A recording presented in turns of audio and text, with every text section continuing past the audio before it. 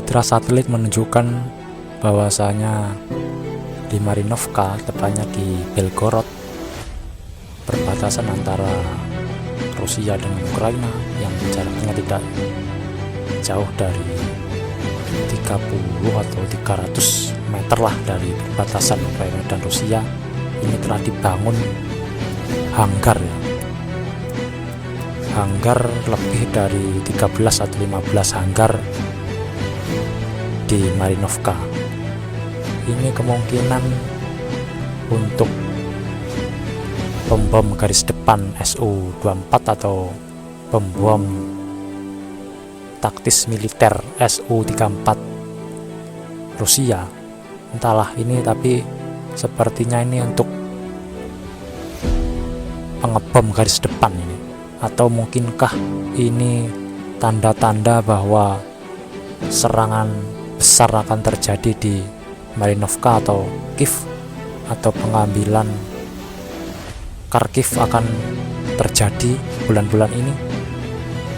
Entahlah, tapi kemungkinan besar itu pengamat dari luar negeri mengatakan bahwa kemungkinan Citra satelit ini adalah hanggar untuk MiG-31. Kita tahu kan MiG-31 itu spesialis pembawa Kinzhal. Akankah Kinzhal digunakan di Kharkiv atau di Kiev? Ini adalah berita-berita yang cukup menggemparkan lah. Hanggar 12 hanggar ditempatkan kan, dibangun 12 hanggar. Ya cukuplah untuk menahan dari drone-drone FPV Ukraina kan. Hanggar-hanggar ini kan lumayan lah bisa menahan. Ataukah ini tempat dari si anjing penjaga perbatasan MiG-31 yang membawa Kinzhal atau S-24 atau S-34 spesialis bomber militer. Tapi kabar yang mengejutkan lagi bahwa Ukraina telah menembak jatuh 7-10 Su-25. Entahlah kabar ini benar atau tidak, masih simpang siur, tapi penjabat Ukraina mengatakan bahwa telah menembak lebih dari 7 Su-25 sepanjang Mei. Ini sungguh-sungguh berita juga agak-agak gimana gitu. Tidak ada bukti, maksudnya tidak ada video bukti, hanya klaim-klaim sepihak kan. Tapi ini sudah diberitakan nih bahwa Ukraina, pasukan pertahanan Ukraina telah menembak jatuh lebih dari 7-10 Su-25. Cukup ngeri nih apa ini pertahanan dari Ukraina. Entah ditembak pakai apa itu Su-25, atau cuma ditembak doang tapi tidak jatuh, atau cuma klaim-klaim sepihak. Entahlah. Kita juga karena tidak ada bukti video dengan jelas kan, kita tidak tahu.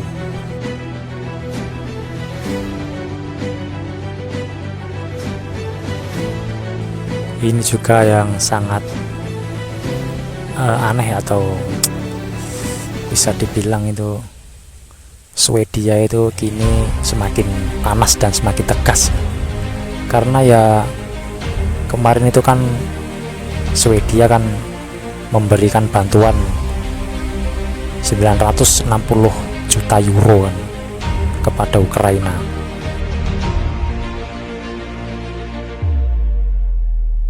Sepertinya Swedia akan memberikan Sub Jas 39 Gripen, atau kita sering menyebutnya Gripen 39. Bahkan Menteri Luar Negeri Swedia mengatakan rencananya akan mengirim 2 skuadron Gripen 39 ke Ukraina.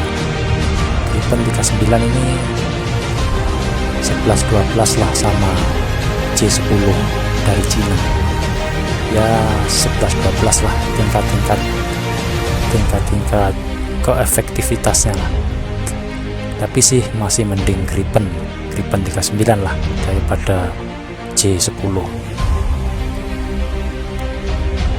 Tayal pun ini membuat spekulasi bahwa Swedia ini kemungkinan ikut atau ingin sekali menjual alusistanya atau alat militernya kepada Ukraina atau kepada dunia luar lah, dunia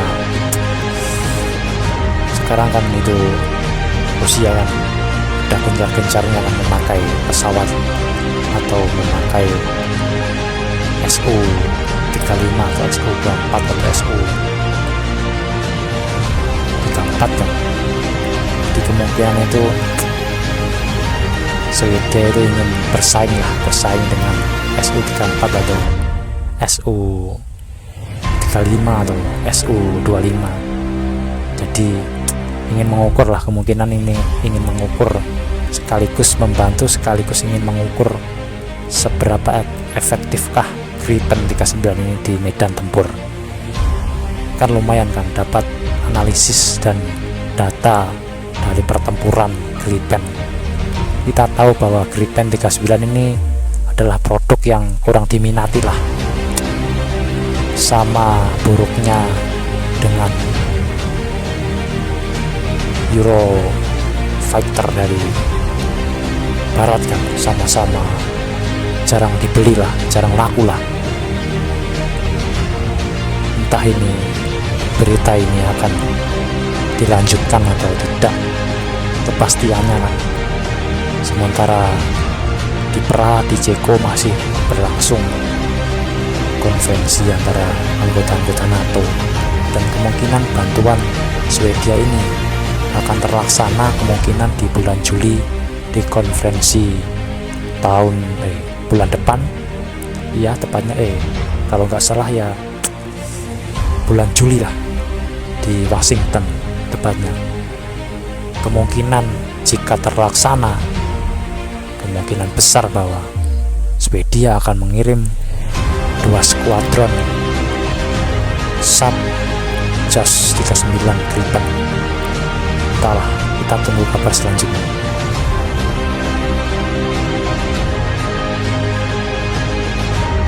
Kita tahu negara seperti Prancis dan Inggris serta Swiss, anggota NATO ini kan produsen dari alutsista serta pasar dari militer atau pasar dari alutsista berbagai negara kan, terutama Inggris, Perancis, dan Swedia ini kan termasuk pemain-pemain pasar global dari alutsista. Ini semakin menunjukkan bahwa Ukraina itu atau NATO itu menggunakan Ukraina sebagai ajang promosi senjata dan ajang sebagai eskalasi atau mencari data militer untuk senjata yang akan digunakan dalam perang real atau perang berlanjutan atau perang selanjutnya setelah Rusia. Spekulasi ini telah santer diberitakan dan mungkin ya terbuktilah bahwasanya senjata-senjata dan anggota NATO bukan cuma untuk membantu atau mensupport Ukraina, tapi juga ajang promosi bagi alutsistanya dan militernya atau canggihan apa yang digunakan atau pembuktian bahwa senjata kami lebih baik daripada lawan atau senjata kami lebih baik dari anggota lain, entahlah. Tapi yang pasti ini kabar dari Swedia bahwa 2 skuadron Gripen 39 kemungkinan akan diberikan kepada Ukraina sebagai bantuan atas NATO kepada Ukraina. Setelah kita tahu bahwa pemasok senjata terbesar adalah Amerika, Inggris, Prancis, serta Polandia dan Kanada, serta Jerman. Bahkan yang terbaru tank-tank Jerman pada hangus, dan Storm Shadow dari Inggris telah dilucuti, bahkan telah ditembak jatuh oleh Rusia, bahkan sampelnya telah diambil oleh Moskow, telah diidentifikasi, telah apa yang akan diterima atau barang apa yang akan diberikan kepada Rusia dari NATO ini. Kita tunggu kelanjutan atau kecanggihan apalagi yang akan diberikan. Percuma kan, maksudnya gimana ya, alutsista dari NATO itu kemungkinan untuk pengujian lah, entah itu produk A atau produk B atau produk cacat, atau kita telah tahu kan itu produksi atau fluktuatifnya genjotan atau amunisi serta rudal serta pemasokannya kan sangat besar sekali. Entah itu ajang promosi atau ajang balas dendam atau ajang kampanye atau saingan atau gimana kan gak tahu.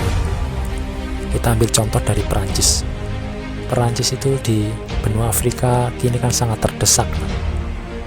Akibat Wagner Group mengacaukan Frankfurt atau negara-negara jajahan Perancis di benua Afrika. Ini mengakibatkan Perancis ini supportnya itu full support ke Ukraina, entah akibat panasnya tensi di Afrika atau bagaimana, atau ya bisa dibilang ya kemungkinan besar itu.